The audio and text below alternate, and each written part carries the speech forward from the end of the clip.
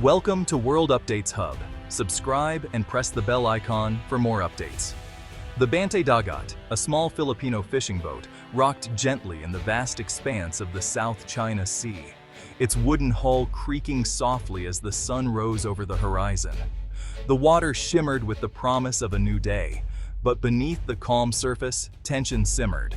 Its crew, a tight-knit group of elderly fishermen, had fished these waters for generations. Scarborough Shoal was their lifeblood, a place where family stories and livelihoods were woven together with every cast of the net.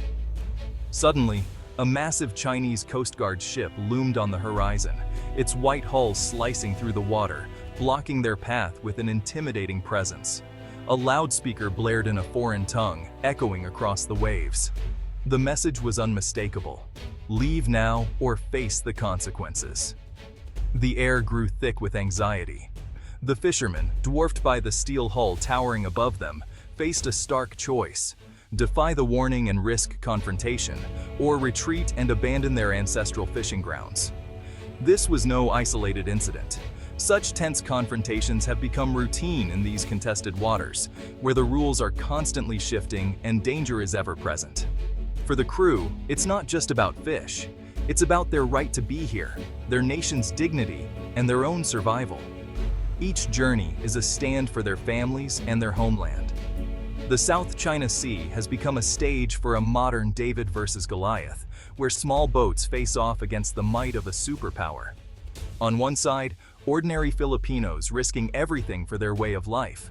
On the other, the overwhelming force and authority of the Chinese state. The dispute is not just about lines on a map, it's about real people, their hopes, and the sovereignty of a nation. Families wait anxiously on shore, watching the horizon for returning boats. China claims almost the entire sea, its 9-dash line overlapping with the exclusive economic zones of the Philippines and several other Southeast Asian nations, fueling a complex and dangerous standoff. The Philippines has become a vocal challenger to China's sweeping claims, taking their case to international courts and rallying support from allies and citizens alike. Each encounter at sea is a flashpoint in a much larger geopolitical struggle, where a single misstep could escalate into something far greater. The world's eyes are on these waters, where history, international law, and national pride collide in a high-stakes drama that affects millions. For the fishermen, every trip is a risk, every catch a statement of resilience. Their meager hauls are a testament to their determination to endure. The sea that once provided now brings fear and uncertainty, as storms gather both in the sky and in the politics that swirl around them. Here, the battle for the South China Sea is deeply personal, a struggle not just for territory, but for identity, heritage, and the right to call these waters home. China's claim to the South China Sea traces back to a 1940s map, a U-shaped line now known as the 9-dash line. This line, adopted by the communist government, encircles nearly 90% of the sea, but its meaning remains vague. Does it claim islands, waters, or just resources? Beijing's ambiguity fuels conflict, as neighboring countries see it as an aggressive overreach. China cites ancient maps and records, framing the sea as a traditional domain. Yet, other nations also have long histories here, and the evidence is murky. Most of the world relies on modern international law, not historical claims, to define maritime rights. The 9-dash line stands in direct opposition to these global rules. It's a symbol of national pride for China and a source of tension for everyone else. In 1982, the United Nations Convention on the Law of the Sea, UNCLOS, set clear rules for the world's oceans. Countries get a 12 nautical mile territorial sea and a 200 nautical mile exclusive economic zone, or EEZ. Within its EEZ, a nation controls resources like fish and oil. Over 160 countries, including China and the Philippines, signed on. But China's 9-dash line cuts deep into the EEZs of its neighbors, defying UNCLOS. The Philippines, under UNCLOS, has exclusive rights to resources in its EEZ. China's overlapping claim creates a direct legal and territorial clash. As a signatory, China is expected to follow UNCLOS, but its actions say otherwise. For smaller nations, UNCLOS is their shield against larger powers. The conflict is now a test of whether international law or raw power will prevail. In 2013, the Philippines took China to court under UNCLOS, challenging the Nine-Dash Line's legality. China refused to participate, dismissing the tribunal's authority. Despite the boycott, the tribunal in The Hague pressed on. In July 2016, the ruling was clear. China's Nine-Dash Line has no legal basis.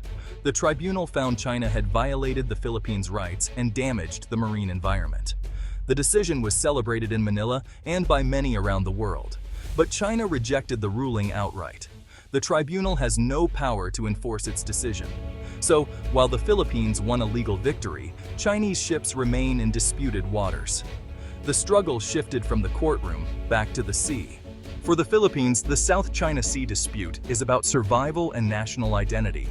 The West Philippine Sea is seen as part of the country's heritage and future. Its resources are vital for food security and economic growth. Letting another nation control them is unthinkable. The issue stirs deep nationalism. Protests erupt, and Atin Ito, "This is ours," echoes across the country. Manila must balance defending sovereignty with maintaining economic ties to China. Some leaders confront Beijing, others seek quiet diplomacy. The Philippines can't afford direct conflict, so it leans on diplomacy, law, and alliances.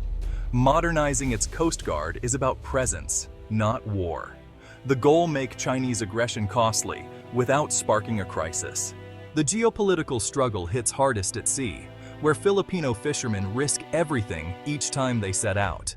Their daily lives are shaped by uncertainty, and every journey is a test of courage and resilience. For generations, they fished Scarborough Shoal and the Spratlys, waters that once provided abundance. Now they face Chinese patrols and water cannons, their traditional grounds patrolled by foreign ships, making every trip a dangerous gamble. Many are too afraid to venture far, forced to compete for smaller catches near shore. The fear of confrontation keeps them close to home, where the fish are fewer and the risks, though different, remain high. Incomes have plummeted, and entire coastal communities suffer. The once bustling docks are now quiet, and families wait anxiously for boats that often return empty. The sea, once a source of hope and sustenance, now brings fear and hardship.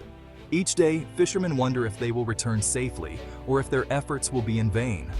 Fishermen report harassment, confiscated catches, and damaged boats. Their stories are filled with accounts of intimidation and loss as their livelihoods are chipped away. Their livelihoods and dignity are under threat. The sense of pride that once came from providing for their families is now overshadowed by anxiety and frustration. The loss ripples through local economies, from markets to boat builders. When fishermen struggle, so do the vendors, craftsmen, and families who depend on the sea's bounty. For these families, the dispute is not abstract. It's about survival. Every meal, every repaired net is a reminder of what's at stake. They feel abandoned, powerless, and anxious for the future. With little support and few options, hope is hard to hold on to.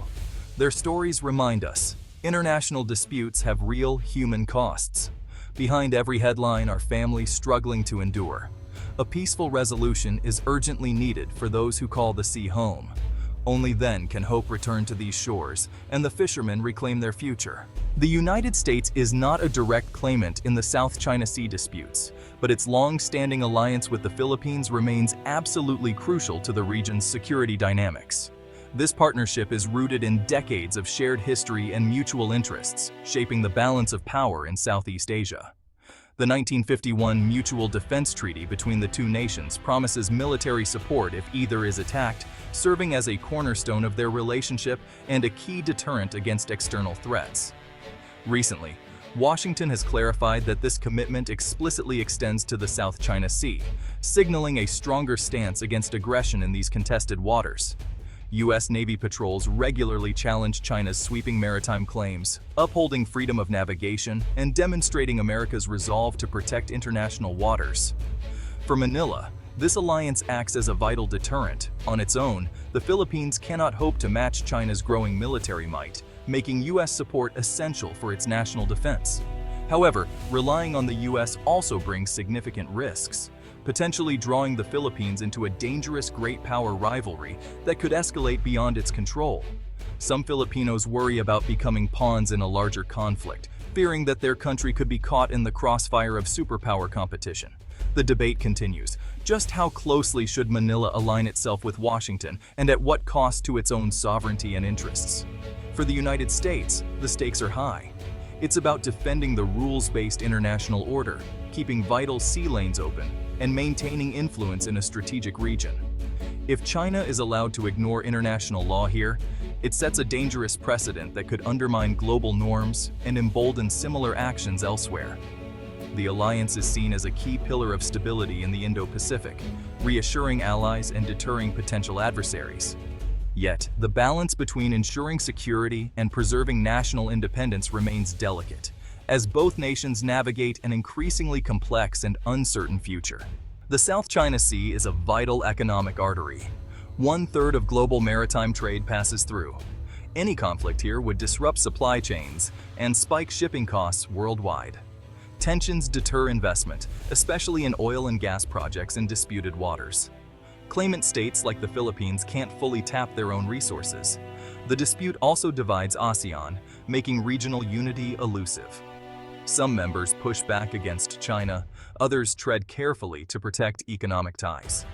Yet, all sides share an interest in stability, China included. A conflict would hurt everyone's economy, including Beijing's. The sea's value is both a source of tension and a reason to seek cooperation. War in the South China Sea is not inevitable. The solution lies in diplomacy, law, and regional cooperation.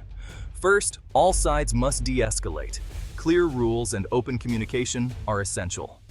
Diplomacy matters. The 2016 ruling is a legal foundation, but not a magic fix. ASEAN and China must finalize a binding code of conduct to manage disputes. The Philippines should rally international support for a rules-based order. The goal isn't to isolate China, but to encourage responsible behavior. Creative solutions, like joint resource management, can build trust. The journey to peace is long, but dialogue and cooperation are the only way forward. The future of the South China Sea depends on choosing law over force and partnership over conflict.